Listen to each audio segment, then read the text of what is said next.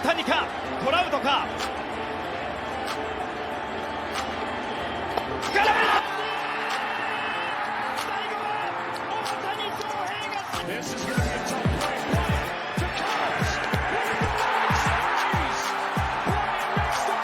enfrentar a Soler, lanzamiento al pentágono, batazo de Soler, profundo por el izquierdo, la pelota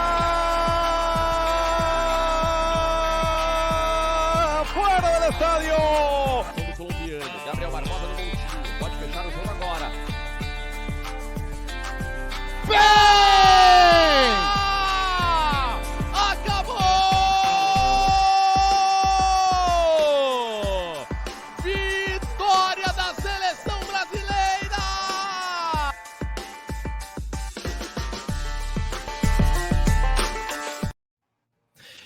Fala, fã de beisebol! Estamos chegando com mais uma edição do Entradas Extras. Agora, Fernandão, com uma abertura nova. E nessa abertura tem tudo que você gosta, né? Tem Shohei Ohtani, tem Astros perdendo e tem Chicago Cubs campeão, né?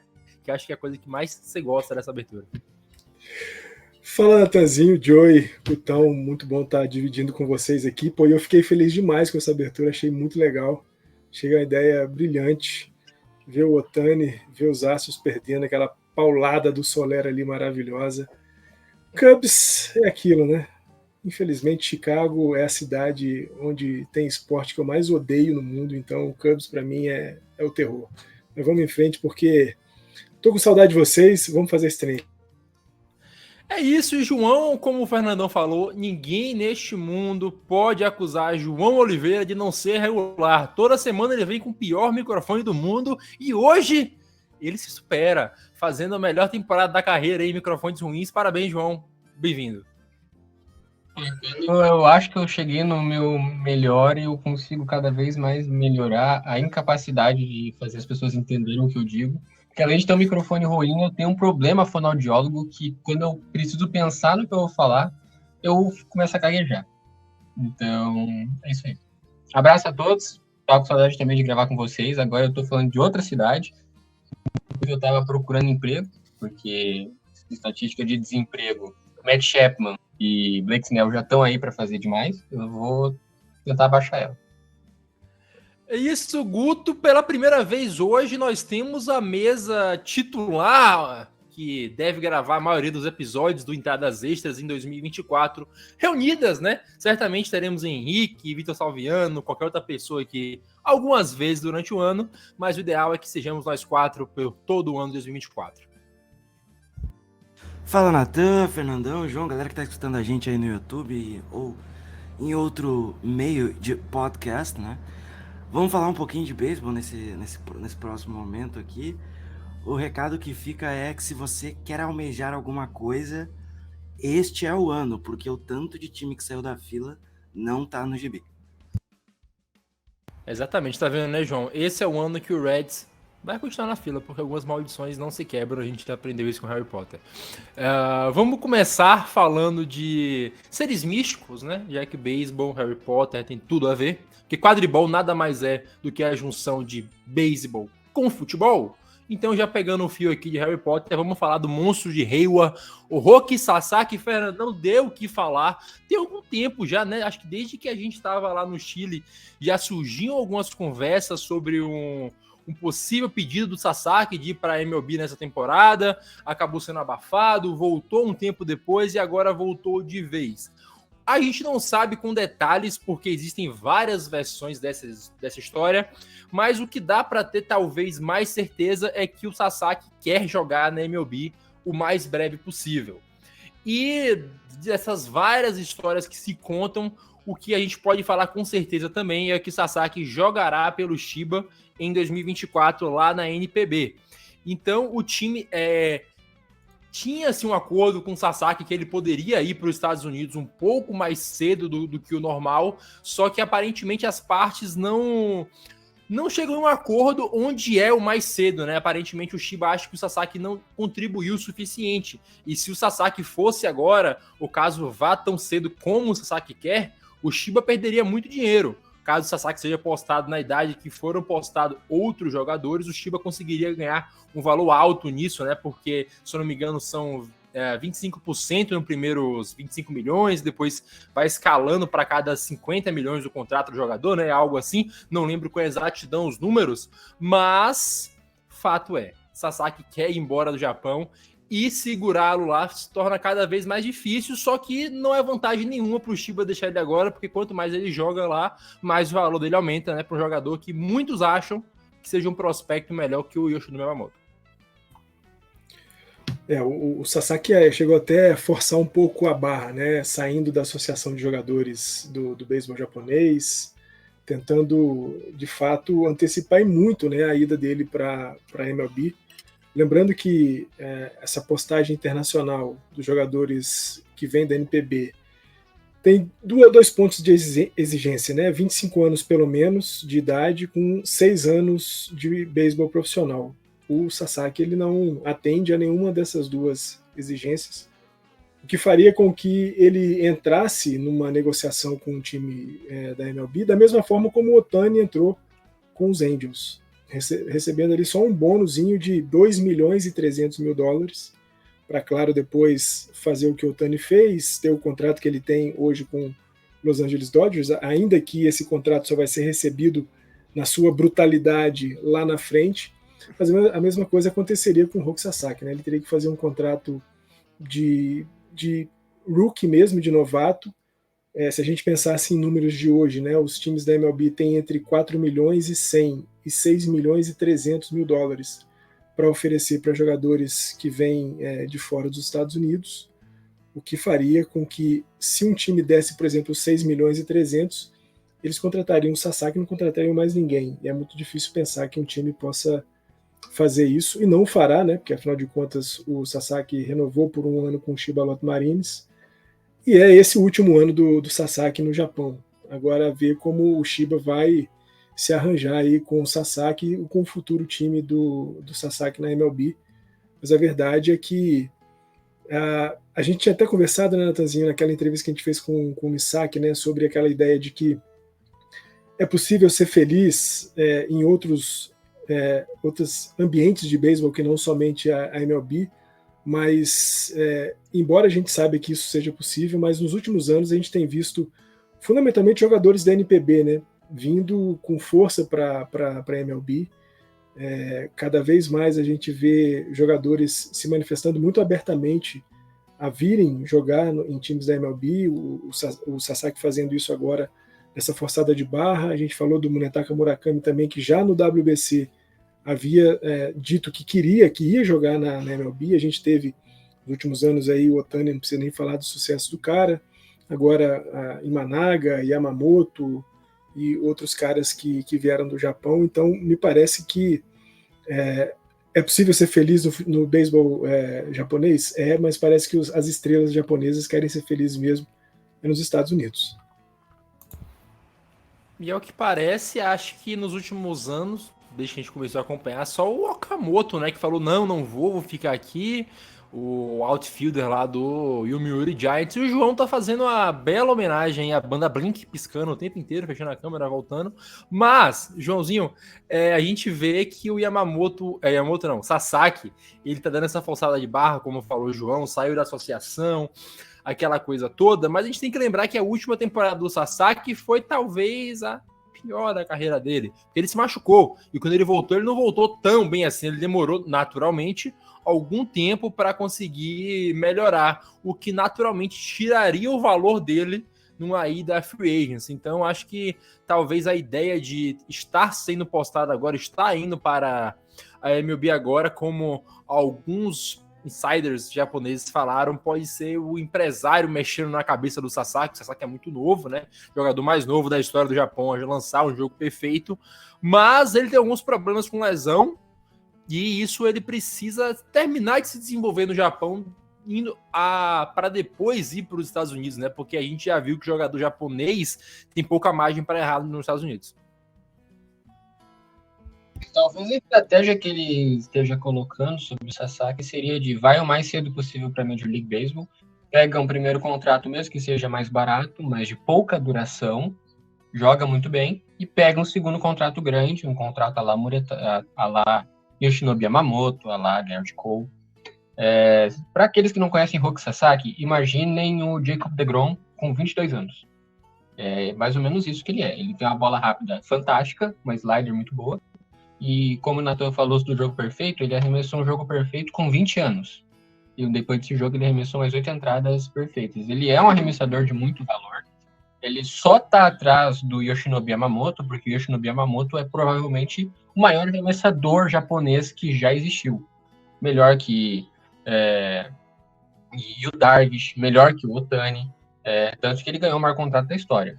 A ideia, a única que eu enxergo plausível para ele estar fazendo isso seria essa: ter 2 contratos na Major League Baseball. E o Yamamoto vai ter um, por mais que ele seja muito jovem, ele tem 25, 26 anos, ele tem um contrato de 10 anos. Então vai ser esse contrato que ele vai ter. A ideia dele vai ser ter 2 contratos e ir o mais rápido possível para a Major League Baseball. Vai dar certo? Vai, porque o Roki Sasaki, a não ser que o braço dele caia, ele é muito bom. Ele é uma estrela. Ele vai chegar na Major League Baseball e ele vai encantar todo mundo, porque a bola rápida dele toca 100 milhas constantemente. Ele é um jogador para 15 strikeouts ou mais todo start. Ele é nesse nível de bom.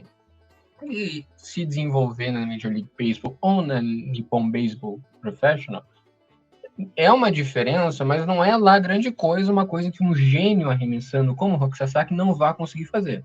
É uma estratégia que pode dar errado? Pode, assim como qualquer fatalidade pode acontecer com qualquer jogador, principalmente um arremessador. A gente julgar ele por querer ganhar o máximo de dinheiro possível, só dá certo a gente olhar do ponto de vista japonês, porque é uma coisa extremamente incomum de um arremessador japonês fazer, de não querer se doar completamente para o time enquanto ainda está sob. Mas como a gente tem essa visão ocidental de que o jogador tem que ganhar o máximo de dinheiro possível e ponto final, ele está fazendo dele. Guto, a gente tem talvez esse padrão que vem acontecendo, principalmente, ele começa, né, com o sucesso do Ichiro, mas a gente sempre teve jogadores que iam ou muito bem ou muito mal, então sempre existiu aquela dúvida sobre os japoneses, mas a leva recente, eu acho que se excluindo o Tsutsugo e o... Qual é o nome do menino lá do Reds, que voltou pro Carps agora, que eu esqueci? Shogo Akiyama. Shogo Akiyama, tirando alguns poucos casos japoneses que têm ido para a liga hoje, tem dado muito certo. Por mais que não cheguem já sendo como o Ichiro, a gente tem o Seiya Suzuki, que é um jogador confiável, o Yoshida, que é um jogador confiável, então é comum que eles tenham indo mais, agora até tendo mais exportação por conta do sucesso desses caras, e isso influencia jogadores mais jovens. A gente viu esses dias o outro Sasaki, o Sasaki rebatedor, que pulou o draft da NPB para ir para MLB. A gente tem visto jogadores coreanos fazendo isso com mais frequência, mas também pode ser um tiro no pé se dar errado, né, cara? Porque você, principalmente o Sasaki, se arruma uma briga contra um país que não perdoa fácil, a gente sabe. Ele sair da associação japonesa, da jogadores japoneses assim, pode ser um tiro no pé. Caso ele vai dar errado, para voltar pode ser mais complicado. Falar em probabilidade é muito difícil, porque a gente tá falando de um esporte de alta performance, e toda vez que tem um esporte de alta performance, não tem como chegar aqui e falar, o Sasaki tem 90, tem 98% de chance de dar certo e 2% de chance de dar errado. Mas ele é um jogador muito completo, como o João citou e o Fernando. Ele é um cara que tem um arsenal muito grande com a cidade, então, além dos arremessos que o João citou, ele ainda tem uma change-up, ele ainda consegue mandar slider, enfim, ele tem uma bola rápida, realmente muito rápida, e tendo todo esse talento com a idade que ele tem, eu entendo ele buscar, em tese, a melhor liga do mundo do esporte que ele joga, que hoje é a Major League Baseball. Mas não tem como cravar que ele vai ser um jogadoraço. Hoje ele é um jogadoraço, a história dele dentro da NPB fala isso. Eu costumo dizer que o Yamamoto é mais completo que ele, mas em termos de talento e hoje o que a Major League Baseball busca, o Sasaki provavelmente tem tudo para ser melhor, porque a Major League Baseball quer mais e mais jogadores que têm mais potência no braço, né? Que é o próprio caso do Sasaki. Então hoje os principais arremessadores da Major League Baseball lançam suas bolas rápidas em média 97, 98 milhas por hora. Corbin Burns, Garrett Cole, Jacob deGrom e tantos outros nomes. Hunter Green. O Hunter Green arremessa a 100, 101 milhas por hora.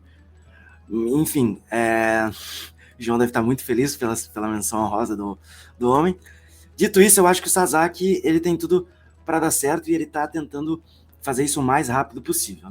Eu acho que para ele é mais interessante. Sei que não tem tanta diferença pro nível de talento dele se desenvolver entre NPB e Major League Baseball, mas a competição dentro da Major League Baseball é muito maior. Então eu acho que para ele vai ser melhor se ele antecipar essa vinda. E, cara, tudo indica que ele vai ser o segundo na rotação do Dodgers por enquanto, porque a não ser que caia um meteoro na Terra, ele vai jogar em Los Angeles, assim. E ele já deixou isso já foi público, e eu acho muito difícil ele não jogar em outra franquia dentro dos Estados Unidos que não Los Angeles Dodgers, tal qual o Yamamoto. O Murakami é um caso um pouquinho diferente, porque ele citou que quer jogar em um mercado grande, ele não especificou o lugar, mas o Sasaki tem grande interesse em jogar na seleção japonesa de beisebol do Ocidente, né, que é a nossa queridíssima LA Dodgers. A japonesa é tudo paneleiro, velho. Nathanzinho, o Murakami não vai jogar nos Dodgers porque a gente já tem Max Muncy lá, então ninguém rouba aquela terceira base do Mas o Max Muncy não era um problema? Não é mais, não é mais. Bom, tá bom. Não era seu white people problem? É verdade. Agora, eu só fico bastante intrigado e é bom para a gente poder também ficar de olho no restante, no decorrer dessa temporada, no quanto isso não vai ser uma pressão para o Sasaki, né? Porque ele cria esse ruído com o time dele, com a liga inteira, né, do Japão, e aceita fazer um contrato de 1 ano para, claro, deixa claramente que esse é o último ano dele na NPB. E mais, coloca uma pressão em cima dele para quando ele estiver jogando na MLB, né? Eu acho que isso, vamos ver como é que isso não se transforma na cabeça do Sasaki com uma distração perigosa para ele. É bom para a gente poder acompanhar se ele, claro, além das questões físicas, né? Afinal de contas ele teve uma lesão importante na temporada passada, se recuperou, voltou, não voltou tão bem como você disse, mas para além dessas questões da recuperação da lesão, é bom ver como é que essa pressão de cumprir esse último ano com o Shiba e para a MLB não vai talvez atrapalhar a cabeça do moleque, como o João falou, né? 22 anos, só 3 anos de profissional até agora. Vamos ver como é que ele reage em relação a isso. Para especificar, o contrato dele vai ser como se ele fosse um calouro. Então, a cada ano ele vai para arbitration e, obviamente, ele vai conseguir melhorar esse valor de contrato dele. Quando ele chegar na free agent, dependendo do tempo do contrato, ele vai ganhar aí um valor exorbitante se ele performar. E dando o contraponto do Fernando, eu tenho quase certeza que pode até ser uma distração para ele, Fernando, mas ele é um cara tão bom que se eu tivesse o talento que ele tem, eu acho que eu faria a mesma coisa.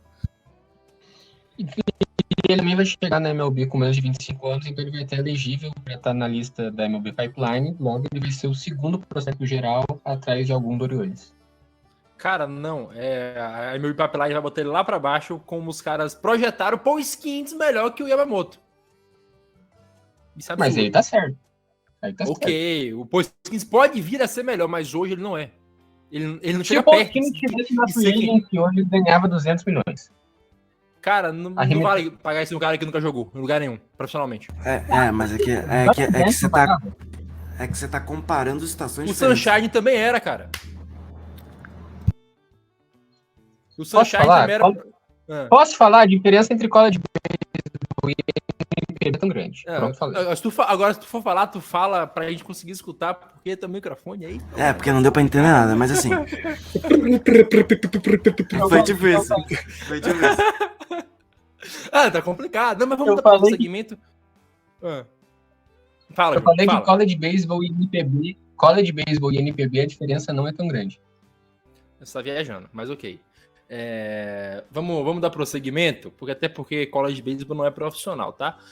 E, João, eu ia te perguntar um negócio aqui, mas a gente demorou tanto tempo que depois eu faço essa pergunta idiota que eu ia fazer, mas eu vou dar prosseguimento aqui na pauta. Fernandão, nós temos definidas as equipes que irão para a Série do Caribe, teremos brasileiro, nós ficamos tristes, é verdade, por conta do Misaki, né, que acabou não indo jogar porque a Colômbia não participará esse ano pelo valor que será cobrado para jogar lá em Miami, mas teremos muitos jogadores de Major League, nós teremos também bons times e por país agora, nós teremos em Curaçao, Curaçao Suns, na Nicarágua, os Gigantes de Rivas, Porto Rico, Criollos de Caguas, no México, os Naranjeiros de Hermosillo, os Tigres del Licey, na Dominicana, no Panamá, os Federales de Chiriquí, e na Venezuela, os Tiburones de La Guaira.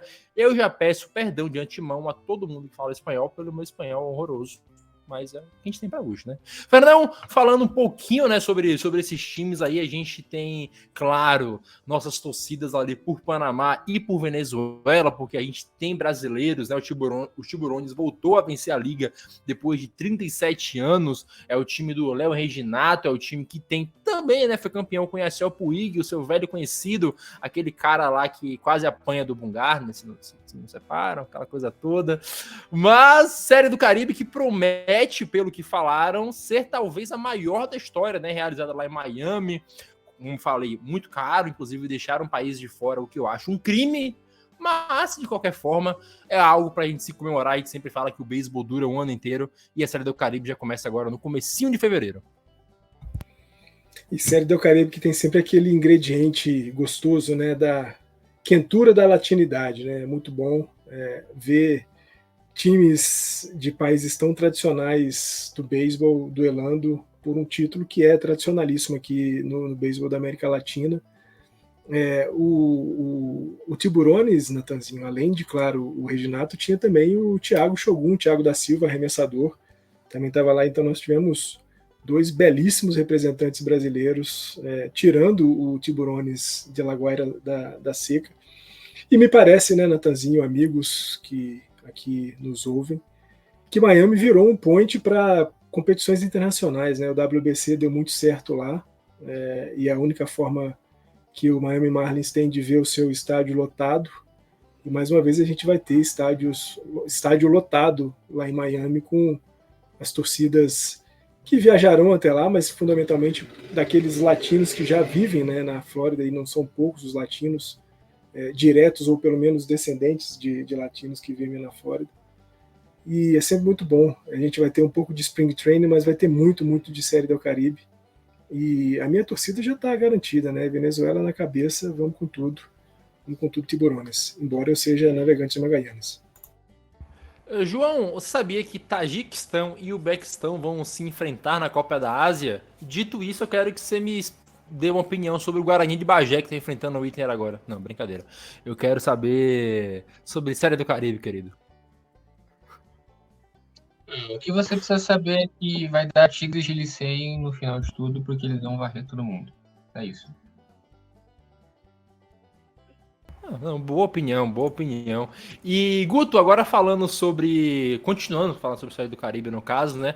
A gente tem, como falei, bastante jogadores da MLB que vão participar, principalmente pelo fato de estar acontecendo lá nos Estados Unidos, né? Então facilita um pouco mais e, de longe é muito melhor ter um jogador disputando algo que vale algo, como é a Série do Caribe, do que lá no Spring Training, aqueles jogos idiotas.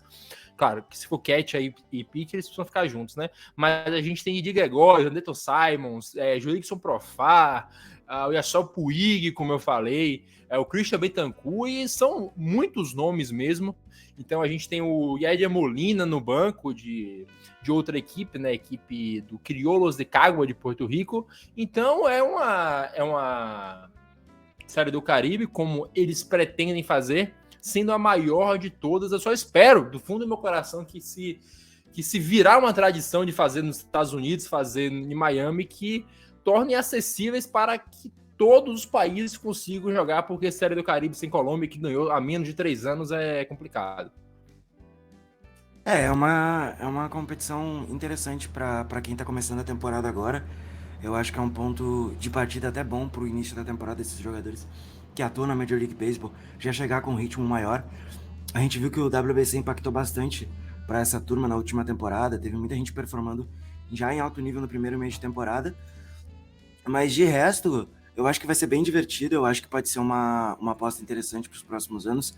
É realmente triste que a Colômbia não participe, mas estamos ansiosos para ver como é que vai ser essa competição dentro dos Estados Unidos, nesse formato latino-americano, porque Miami, querendo ou não, é uma cidade que é mais latina do que americana em certos aspectos. Tem muitos locais que até se fala mais espanhol e português do que propriamente inglês. Então é esperar, a gente já está chegando bem próximo, inclusive, você citou pitchers e catchers, de começar essa parte da Major League Baseball, né, dos arremessadores e receptores se reunirem para fazer os primeiros trabalhos. Vamos ficar de olho aí, tem alguns caras que também estão procurando espaço, né, como o Didi Gregório. Achei que você ia falar. Mas não, vou falar. Aqui eu tô olhando os horários dos jogos. São 3 jogos no mesmo estádio, o estádio do Marlins. Um começa às 10h30, o outro às 13h30 e o outro às 8h30. Eu queria saber com você, será que dá para pagar o ingresso do primeiro horário, se esconder no banheiro e assistir os 3? Cara, não teve um maluco que fez isso aí no ano passado com o Inter, que pagou o ingresso e ficou uns dias no banheiro lá? Acho que teve, Aconteceu, né? Mas fazer isso por 9 dias seguidos é complicado. Ah, cara, isso tudo depende da sua força de vontade. Tu tá desempregado, João. Tu não tem que escolher, não. Você vai ser o nosso correspondente lá. Fernandão, Mas ele tem verba para fazer a viagem, pegar o ingresso e tudo mais? Cara, essa é a questão. Vai de carro. O Natanzinho, só 2 coisas, né? Vamos ver o efeito Edwin Dias, né? Nessa série do Caribe. Vamos ver se isso não vai afugentar alguns nomes importantes que pudessem fazer parte dos times. E o Gutão falou, né, de alguns jogadores que estão tentando se recolocar no mercado, citou o Didi Gregórios, e tem um forte rumor de que o Yasiel Puig deve assinar um contrato de minor aí com alguém, e quem sabe até reaparecer na MLB. Ele mostrou que pelo menos para continuar caçando confusão e brigando, ele tá bem. Aquele último jogo lá na Venezuela não foi fácil, não. Não, se eu fosse milionário, eu certamente botava ele e o Bumgarner no mesmo time, só pelo caos. Só pra ter. Botava ele, o Bumgarner, Tommy Pham e o Jock Peterson. Eu não enfrentaria o Yasiel Puig numa briga nunca. Eu tomaria uma surra. O braço do cara é maior que eu. Ah, mas o Bumgarner, ele faz assim, ele bota 3 anéis de World Series no dedo. Já foi. Ele tem 3, né? Então, poucos fazem isso, né, Fernandão? O Kershaw mesmo tem 1. Eu vou parar com as provocações aqui, porque esse é um podcast imparcial. Oi, João. Eu tô decepcionado que não falou José Ramírez e Tim Anderson. Ah, mas aí não foi nem briga, né? Foi uma surra. Sim, Fernandão.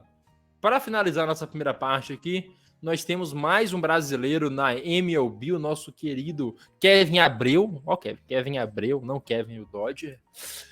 Tava lá cobrindo, né? Mandou pra gente, mandou tudo. Acabei de abrir o Twitter e ver que o Charles Spradlin postou e marcou a gente. Então, entradas extras cada vez mais relevante nesse mundo da beisebol. Um grande parabéns ao João, que tem se dedicado bastante aí nesses últimos dias que eu estive offline das redes sociais. Mas temos mais um brasileiro, Fernandão, 17 anos, assinou com o Seattle Mariners e vai atuar pertinho lá do Vini dos Santos, porque segundo o Vini, na entrevista que ele nos deu, eles jogam na mesma liga na Dominicana, então eles vão se enfrentar algumas vezes, ainda mais porque é um arremesso, um rebate. Pô, Natanzinho, isso é muito legal, né, cara? A gente está vendo desde que a gente começou a cobertura para os Jogos Pan-Americanos, tudo que a gente viu e experimentou e vivenciou lá nos Jogos Pan-Americanos, e todo esse movimento, né, de agora a gente teve o Vini dos Santos semanas atrás assinando com os Giants. Hoje, né, quarta-feira, quando a gente está gravando esse episódio aqui, a gente tem o Matias Sato assinando com o Seattle Mariners. A gente já tem uma pá de jovens talentos, jovens talentosos jogando nas minors da MLB. Eu acho, quando a gente olha, pelo menos projeta, né, o beisebol brasileiro para o futuro, eu começo a ver uma imagem bonita daqui para frente. Tomara, claro, que essa juventude talentosa toda consiga, né, se colocar nos mercados mais importantes do beisebol, que seja a MLB, ou mesmo a NPB, ou Coreia, ou qualquer outro lugar. Mas é muito legal ver que, ainda que o nosso beisebol aqui não seja um beisebol profissional, né, a gente é capaz de produzir grandes talentos e talentos que chamem a atenção de equipes como o Seattle Mariners, por onde também já passaram Daniel Missak, né, que a gente teve o prazer de entrevistar umas 2-3 semanas. O próprio Thiago Vieira foi um jogador do Seattle Mariners, então muito legal que seja um sucesso estrondoso pro Matias, que ele tenha aí muita sorte e muito sucesso na caminhada dele, e que, claro, né, aquela pergunta que você fez para ele, se ele se via como a geração que vai recolocar o Brasil no WBC, que ele seja parte dessa geração que vai recolocar o Brasil no WBC. Todo sucesso pro moleque.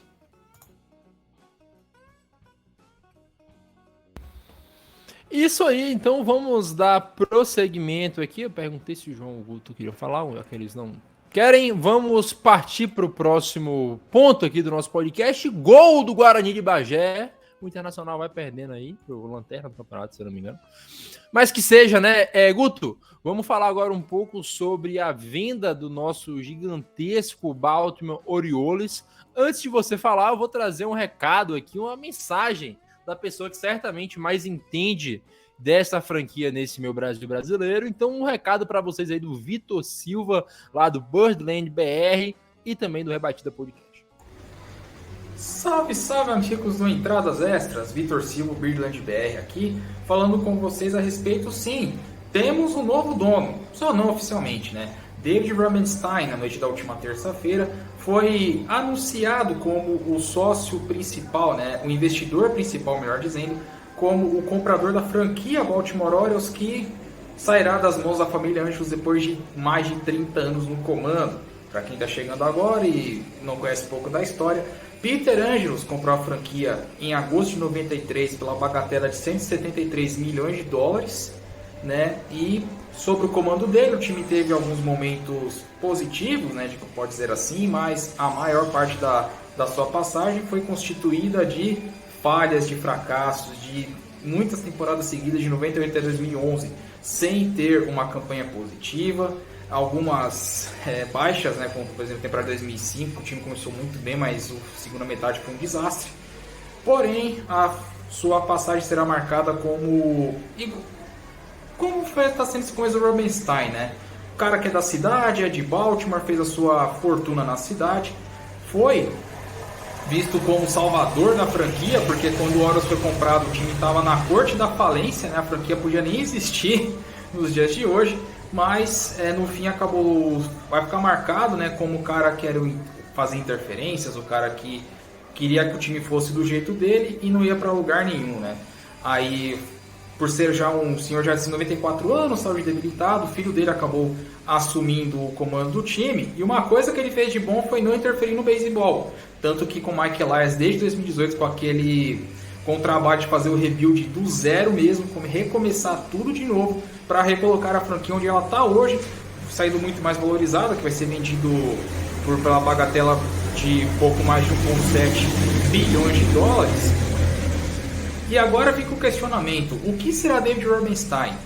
Parafraseando meu amigo Tobson Barbosa dos News, né, parceiro de gravação, a gente vai fazer a escala, pode ser a escala de Steven Cohen a John Fisher, né, donos de New York Mets ou Oakland A's respectivamente, sobre o quanto que o Rubenstein vai investir no time. Ele que tem uma fortuna estimada variando do site ali entre 3,8 a mais de 4 bilhões de dólares, né?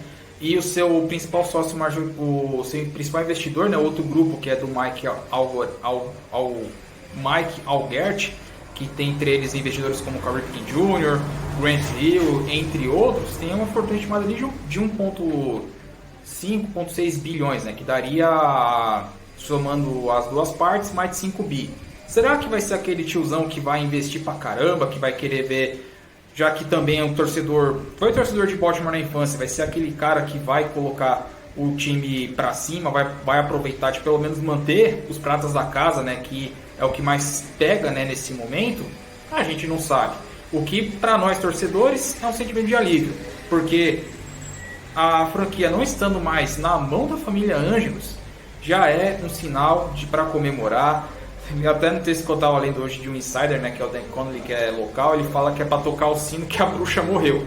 É o sentimento de todos nós. E agora aguardar os próximos capítulos, né? Vai ter a reunião de donos em Orlando em fevereiro. Então vamos ver se vai ter aprovação logo de cara, quanto tempo esse processo vai demorar. Mas sim, de início temos um futuro muito brilhante pela frente e agora com o investidor que oremos invista no time e o mantenha competitivo, porque o Orioles está aí crescendo e vai incomodar as cabeças com certeza. E com o novo dono a expectativa é muito alta, mas sempre com o pé atrás, porque Peter Angelos foi o mesmo quando assumiu em 93 e terminou a sua gestão dessa forma. Então, um pé na cautela, outro no otimismo e seguimos em frente com o nosso querido Orioludo. Abraço, Natan, tamo junto, é nóis. Guto, é um baita momento para se vender o Baltimore, né? Uma folha salarial baixíssima, com um baita time formado por jovens e uma farm ainda melhor. Então, o valor, naturalmente, ele lucrou quase $1 bilhão nesta venda. A gente tá falando de um time que deve não só batalhar bem forte pela divisão, né, nos próximos anos, mas que é o atual campeão divisional de uma das divisões mais difíceis do beisebol. E ele tem um time jovem, tem o Jackson Holliday ainda para subir, que é outro jovem prospect muito, muito bom. Então a gente tem muito talento ainda para se somar nesse time do Baltimore Orioles. Tem o Cold Maio também. A gente citou na última live que fez eu, João, Matheus, para falar de ligas menores. A gente citou também o Bassalo. Acho que foi o Bassalo, né, João? Que a gente falou que é catcher de primeira base de Baltimore. Então tem muito talento nas minors de Baltimore. E a gente ainda tem Adley Rutschman, a gente tem Gunnar Henderson, Cedric Mullins. Enfim, tem o Grayson Rodrigues. Esse time vai ser muito chato, tá? Esse time vai ser muito chato. E se realmente, o que eu acho que de fato vai acontecer, ele foi comprado para investir no time, olha, torcedor de Baltimore pode ficar bem animado, porque vai ser um time muito bom de se assistir nos próximos anos. E como já comentado no Twitter pelo Matheus, que cobre o Washington Nationals, o Orioles e o Nationals eles têm contrato com a Amazing, MASN, que é a empresa de televisão que cobre os jogos do Orioles e do Washington Nationals. Com essa possível venda do Orioles, pode ser que os donos queiram sair do contrato. Saindo do contrato, a situação fica bem complicada para o Washington Nationals, que pode acarretar numa venda do time que já está sendo especulado há bastante tempo, do Washington Nationals também ser vendido. Isso pode acelerar o processo de ou eles serem vendidos, ou, se Deus quiser, irem à falência. Fernandão, não aguento com o João, cara.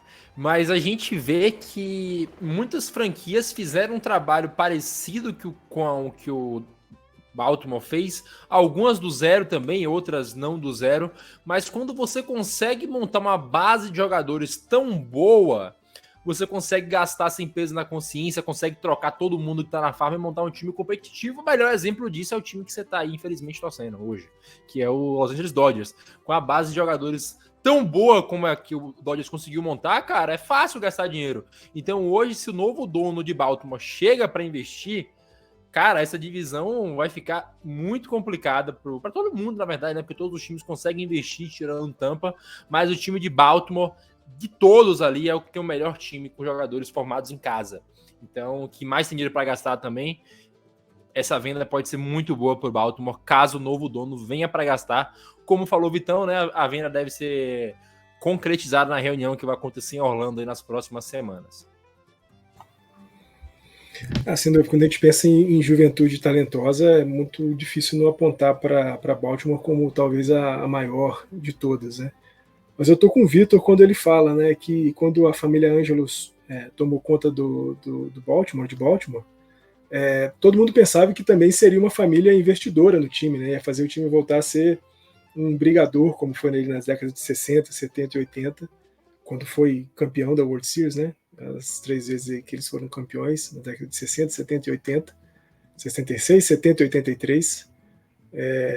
A ver se esses investidores agora chegam com esse potencial e transformam esse potencial em realidade. É claro que, como você falou, o time tem uma folha baixíssima de pagamento, tem talento gigantesco, não há melhor momento para investir em Baltimore do que esse. E fazer esse time mais forte, trazendo algumas peças, sobretudo no montinho, que possam dar um pouco mais de segurança para esse time, a chance de a gente inverter a balança, né? Porque não sei se você se lembra, Natanzinho, eu falei uma vez numa transmissão que a gente fez, uma daquelas lá atrás, ainda na pandemia, de que na próxima década, isso lá em 2020, né? O Atlanta Braves seria campeão de 5 World Series na próxima década. Eu acho que se Baltimore tiver o investimento que eles podem ter e com o talento que eles já têm no time, essa balança com os Braves vai ter que ser dividida, porque esses caras vão brigar por muita coisa aqui para frente. Guto, antes da gente falar sobre os prospectos que podem fazer barulho já nessa próxima temporada, uma atualização rápida de mercado, né? Não tem muita coisa para falar. A gente teve Justin Turner indo para o Blue Jays por 1 ano. Nós tivemos o Padres assinando com o meu conhecido e seu conhecido também, o Andy Peralta. E tivemos também o Seattle Mariners, corrija-me se eu estiver errado, dando um overpay gigantesco no Polanco. Eu achei meio caro essa troca aí pelo Polanco, tá? Eles mandaram um prospect top 5 da Farm, o Topa, que é um bom reliever, e mais 2 jogadores. Sclafani, que se estiver saudável, é um bom abridor. Um arremessador e mais um jogador de minor. Então foram 2 jogadores de Majors, 2 jogadores de Minors pelo Polanco, né? Inclusive é a terceira troca recente do nosso queridíssimo Seattle Mariners por segunda base. Adam Frazier, que eu achei que jogou bem em Seattle, não foi tão ruim quanto parece. Colton Wong, que foi mais um negócio de ocasião, e agora o Polanco, que realmente foi uma troca bem agressiva aí de Seattle. Foi o grande movimento da semana na Major League Baseball. O Andy Peralta foi para San Diego, 4 anos, 16 milhões e meio de dólares. Um dos melhores relievers da Major League Baseball nos últimos 2 anos. Disparado. Canhoto, jogou muito bem. Né? Muito obrigado por ceder ele por 2 Coca-Cola 0 açúcar, Nathan. E a gente não é divisão, cara, na troca dele. O Mike Tauchman veio para roubar o home run do Albert Pujols e ganhou a divisão. É isso que importa. Mas ganhou o título? Então Vocês não ganharam da divisão, cara. Sim, a gente ganhou a divisão. Na ano retrasado a gente ganhou a divisão. Não, mas no ano que a gente trocou... Mas ele tava lá no time. O Tauchman saiu depois, nesse ano que vocês ganharam a divisão. Enfim. E também teve essa contratação, então, do Peralta. Ele vai para San Diego. Mais um nome de reliever, né? Eles já tinham fechado com um jogador do beisebol japonês, se eu não estiver errado, para o bullpen. Eles trouxeram alguns outros nomes.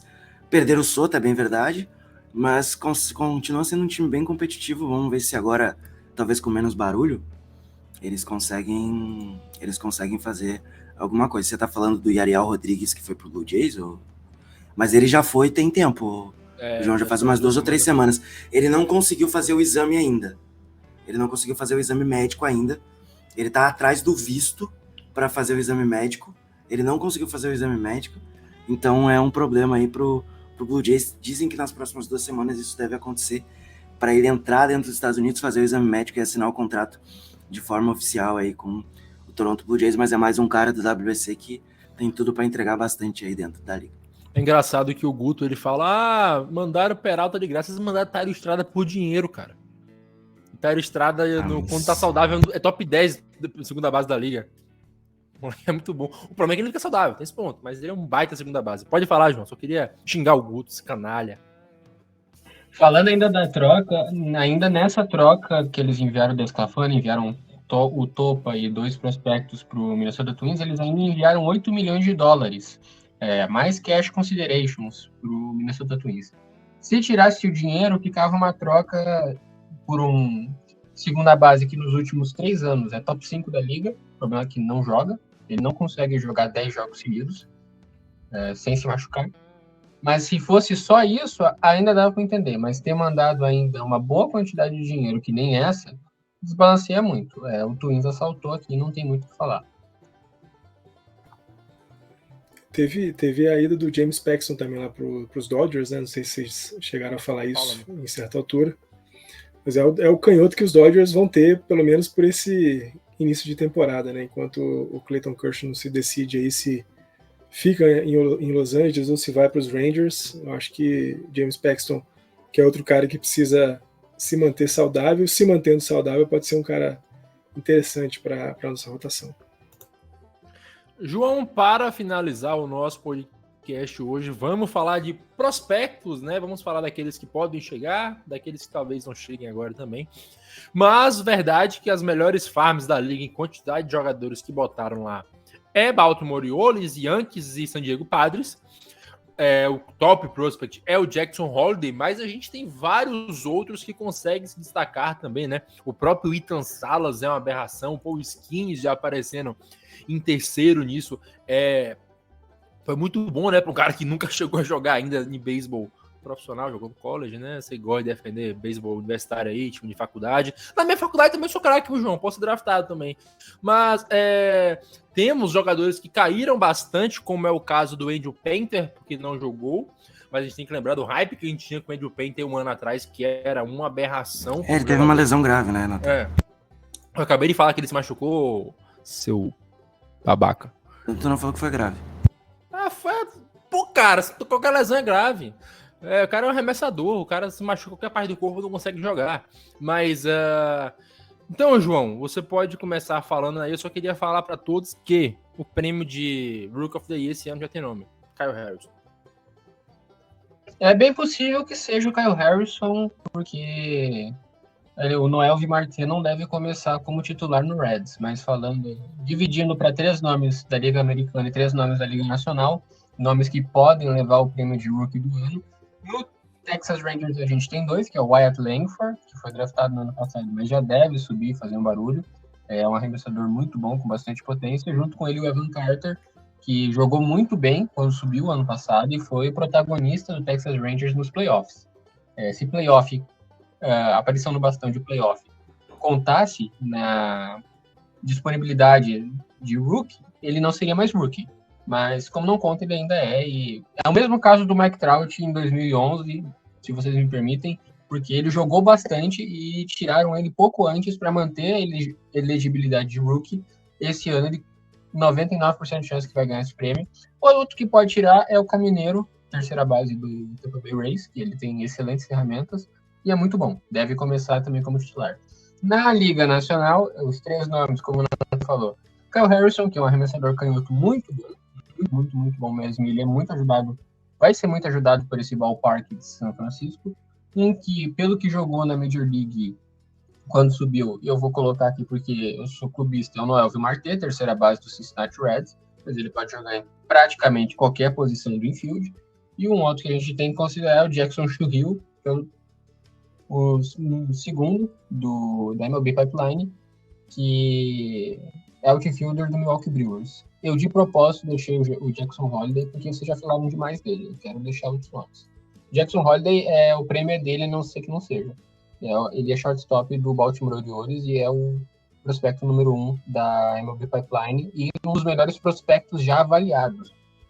Tanto por Baseball América quanto por MLB Pipeline. Ele é um absurdo de bom. Absurdo. Se o Gunnar Henderson ano passado foi bom, Jackson Holliday é melhor. Guto, a gente tem, fora os nomes que o João falou, alguns outros nomes que chegam, são badalados também, mas não tão badalados assim. O nome que eu quero ver bastante agora na Major League Baseball é o Pete Crow Armstrong lá do Cubs, né, que o Mets mandou pelo Javier Baez, kkkk, que muitos dizem ser o melhor defensor que temos hoje nas minors, né? Então, tirando ele, temos outros jogadores ainda que podem chegar este ano. Tem o próprio Marcelo Meyer lá do Boston Red Sox, que fiquei curioso quando ele foi draftado, porque falaram que lembrava bastante o Brandon Crawford, só que ele estava sofrendo um pouco nas minors. Então, este ano, ao que tudo indica, nós teremos muita gente chegando. Difícil ser melhor que ano passado, que ano passado a gente teve muito rookie impactando, mas a expectativa é de muito jogador bom chegando aqui, de acordo com a MLB Pipeline. A gente tem vários nomes ainda, né? Você esqueceu de citar o Jordan Lawlar lá em Arizona, que é outro jogador que já apareceu na Major League Baseball ano passado, é um shortstop, muito talento também, né? Talvez, ele tá projetado para esse ano, mas eu não sei se vai subir. O Carlson Montgomery de Chicago também é um nome interessante. Você tem o Você tem o Jackson Merrill, é boa. Eu não sei se o Jackson Merrill sobe esse ano também, mas é outro prospect aí que foi envolvido em troca recentemente lá pra San Diego, é outro nome para ficar de olho. O Brooks Lee já tá na AAA de Minnesota, também é outro nome, mas os olhos estão para ele, né, cara? Não tem Jackson Holiday, talvez é outro caso de que o filho seja melhor que o pai e vai jogar numa franquia que deve brigar por títulos aí nos próximos anos. E tem também alguns jogadores que já assinaram extensão contratual, tá, Nathan? A gente já teve jogadores aí das minors que assinaram extensão contratual lá em Detroit, né? Deixa eu só pegar a informação certinha do valor, que é o Detroit Lions. O Detroit Lions é bom, né? O Detroit Tigers anunciou essa semana que fechou contrato com um de seus prospects de minors por 6 anos. Eu só não lembro ao certo, o João pode me corrigir, se não é o Max Clark, né, que é outfielder, que é bem novo, mas eu lembro que eles fecharam acordo recentemente com o jogador e já vai botar. Qual? Coach Kate. Isso, obrigado. Ele já vai aparecer esse ano aí, então, e é um cara para ficar de olho lá em Detroit, que já tem o Spencer Torkelson, que teve o Green jogando bem na temporada passada. Então vamos ficar de olho aí, vai que esse time também possa fazer algum barulho. É a pior divisão do beisebol, mas pode ser interessante esse Detroit Tigers. E, Fernandão, além disso... Vai falar. Complementando, 6 anos, 63 milhões. Se tiver errado, a culpa é minha. Ok, Fernandão, a gente também tem algumas trocas de geração acontecendo. Eu posso estar enganado, mas eu não consigo ver nenhuma outra que seja mais emblemática agora no começo da temporada do que Brandon Crawford deixando os Giants depois de mais de 10 anos, com Marco Luciano agora assumindo, né? Marco Luciano já foi um prospect top 5 na MLB Pipeline, ele teve muitos problemas na costela, então lesão, indo e voltando, caiu bastante, acho que é top 30. Agora ele é bust? Não, o cara se machucou, né? Vamos esperar. Eu perdi um pouco do que eu achava que ele era introcável, aquela coisa toda, por conta das lesões, mas jogando ele é um cara muito bom. Então a gente tem essa troca de geração agora acontecendo nos Giants e provavelmente a gente vai ter também outros times, né? Agora com muito jogador se aposentando. A gente pode falar também de outro fator, Fernandão, que eu comentei com o Henrique, que eu não entendi o que é isso, eu não falo Libras. Eu comentei com o Henrique sobre a quantidade de two-way players que tem aparecendo. Se eu não me engano, só no Giants a gente tem 3 hoje, um deles já tá no top 100, que é o Bryce Eldridge. Então o Shohei Ohtani, mais uma vez, fazendo com que jogadores possam ter um tempo a mais de experimentação como two-way player. Só complementar alguns nomes, né? Eu acho que na Liga Nacional a gente tem o Michael Bush, que saiu dos Dodgers numa troca com os Cubs, e ele vai ter tempo de jogo lá nos Cubs, possivelmente ele vai poder mostrar o talento que ele não pôde mostrar nos Dodgers. Eu acho que o Jackson Holiday não vai ter muito tempo de jogo, não vai ter muito espaço nos Orioles, então acho que ele vai ficar meio descartado, então o Ivan Carter deve ser o cara que deve levar o prêmio de Rookie of the Year na Liga Americana. Eu não sei se estava proibido falar, mas Yoshinobu Yamamoto e Shota Imanaga também são rookies dessa temporada, então podemos olhar para eles também na Liga Nacional. Sobre esse lance de virada de geração, né, Natanzinho? O Crawford é um cara que você sabe o quanto que eu gosto dele. Eu acho que desses malvados favoritos que a gente tem na vida, que eu não consigo não gostar do Crawford, e sem dúvida ele deixa um vácuo nos Giants, assim como o Posey também deixou um vácuo nos Giants, mas ao mesmo tempo os Giants têm talento jovem suficiente para poder começar uma reconstrução importante. Eu não sei se os Giants vão assumir essa reconstrução, né, de fato, abertamente. Parece que o time ainda tem um pouco de receio de mostrar isso bem claro para a torcida, mas com o Kyle Harrison, com o Luciano, o time tem condições de começar a formar uma nova geração de jogadores vencedores. Você falou de outras possibilidades. Eu acho que os Dodgers já mostram um pouco isso no montinho, né? A gente vem para um começo de temporada ainda que a gente tenha o James Paxton e o Yamamoto. O Yamamoto na sua primeira temporada na MLB, mas já é um profissional razoavelmente experiente. Os Dodgers vêm com o Walker Buehler de novo, vêm com o Bob Miller, vêm com o Emmett Sheehan. Então é também uma virada de geração nos Dodgers, sobretudo porque a gente vê muito próximo aí a aposentadoria do Clayton Kershaw. E, cara, felizes Fernandão. somos nós. Né?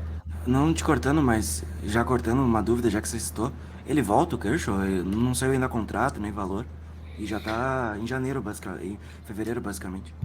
O problema do Kershaw é a lesão, né? Ele teve uma lesão, fez uma cirurgia, e essa cirurgia aponta que ele só volte entre o fim de junho e o começo de julho. Eu não sei se ele próprio está segurando um pouco um contrato e por isso ainda não assinou nada. Os Dodgers, desde os primeiros rumores, né, de que ele pudesse sair dessa vez definitivamente, o Andrew Friedman disse que o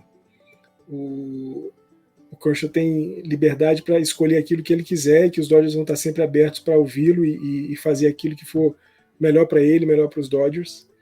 Então, não tem nada de fato. Tinha alguns rumores um tempo atrás, quando apareceu um rumor muito forte que parecia que ele ia assinar com os Rangers, mas isso depois morreu e está morto até agora, não se fala mais nada do Clayton Kershaw. Eu acho que até pela própria ética dele, né, ele não vai ficar permitindo que muitos assuntos circulem com o nome dele, sobretudo porque ele é um cara que está lesionado, ele não vai jogar pelo menos até julho, então não faz muito sentido ficar falando de Clayton Kershaw agora. E eu acho que ele está muito certo de não querer isso, né? Até porque o cara é grande demais para ficar na boca de especulações aí. Acho que não vale muito a pena. Aceito, Fernandão. Aceito no Giants. Eu acho que para os Giants ele não vai, né, Tazinho? Eu acho que, sério, não tem muita chance. Não tem muita chance. Vai ter mais tempo. Rangers ou Dodgers. Eu acho que não tem muito espaço para outra coisa. Rangers, carinho. Porque ele é texano, então ele sempre falou, né? Ele usa 22, não é à toa, né? Por conta do cabra que jogava lá nos Texas Rangers, que eu esqueci o nome dele, apesar de ser um jogador histórico, arremessador também. Ele usa 22 por conta dele. João, ninguém fala Libras aqui, cara. O John colocou um R e... Era isso? Nolan Express, Nolan Ryan, Nolan Ryan, exatamente. 5.000 strikeouts. Ele nunca escondeu isso, né? Ele nunca escondeu que usa 22 por conta do Nolan Ryan. Ele é um cara da região de Dallas, ali de onde fica o time dos Rangers. Então, é Dodgers ou Rangers, não tem outra coisa. Mas, como eu estava falando, né, feliz somos nós de poder ver o ocaso de uma geração talentosíssima, né, desses caras todos que a gente já viu aí, de Posey, de Bumgarner, de Clayton Kershaw, de Joey Votto, de tantos outros.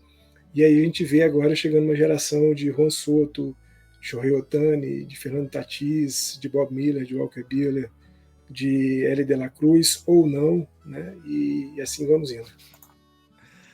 Fernandão, pra gente fechar aqui o podcast, vou voltar contigo mesmo, já que tu tá falando, seu Rook of the Year de cada conferência aí.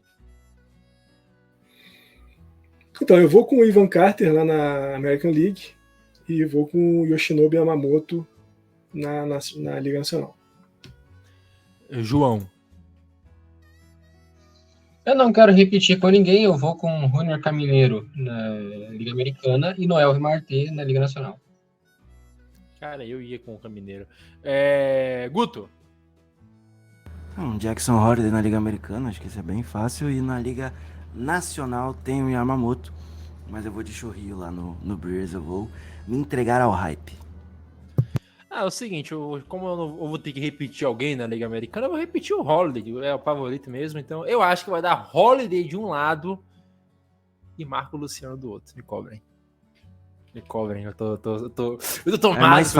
É mais fácil a Ação Domingues, que só vai voltar em junho, ganhar um Hulk do ano do que o Marco Luciano. Não vai ser top 5, não vai ser top 5 shortstop Hulk.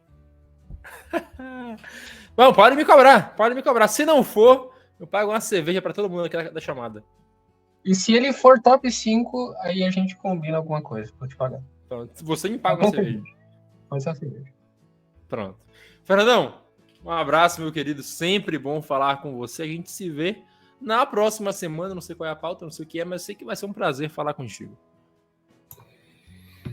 Natanzinho, sempre muito bom estar com você, com o Gutão, com o João, com todo mundo que veio e ouve a gente aqui. Lembrar, né, que hoje eu estou usando esse boné aqui do Brooklyn Dodgers e aqui, ó, atrás de mim tem essa camisa 42 de Jack Robinson, porque No dia 31 de janeiro de 1919, nascia esse senhor aqui, ó, Jack Roosevelt Robinson, na cidade do Cairo, no estado da Geórgia. Jogador que, em campo, não tem muita coisa o que falar sobre ele, porque foi brilhante, foi gigantesco, foi sensacional. Mas talvez seja fora do campo que a gente tenha o maior legado, a maior herança de Jack Robinson, o primeiro jogador negro, né, o primeiro jogador a quebrar, romper a barreira do racismo da MLB. No dia 15 de abril de 1947, não à toa, todo 15 de abril é o dia de Jack Robinson na MLB. Esse cara aqui, ó, entrou em campo para trazer com ele caras como Larry Doby, como Satchel Paige, como Hank Aaron e como os outros vários outros gigantescos jogadores que vieram da comunidade afro-americana para fazer o esporte ainda mais legal, ainda mais bonito. Então, celebremos a memória e a herança de Jack Robinson no seu 105º aniversário. João! E onde houver uma bolinha dessa aqui voando, viu, Natanzinho? Lá nós Lá nós estaremos. João, arrume um microfone melhor, por favor. Até mais. Tchau. Sucinto, né, cara? Eu fui abaixar pra pegar minha bolinha aqui e caiu. Mas, Guto, muito bom falar com você. A gente tem uma cadeira igual, né, cara? Agora que eu vi. Tem uma cadeira muito parecida. Um abraço pra você, Guto. A gente se vê na próxima semana também. Valeu, Natan, Fernando, João, a galera que escutou a gente até agora. Sempre bom lembrar do Jack Robinson. Se não fosse por ele, eu não teria tido a oportunidade de conhecer um dos maiores jogadores da história do New York Yankees, que foi o Howard, foi um catcher lendário.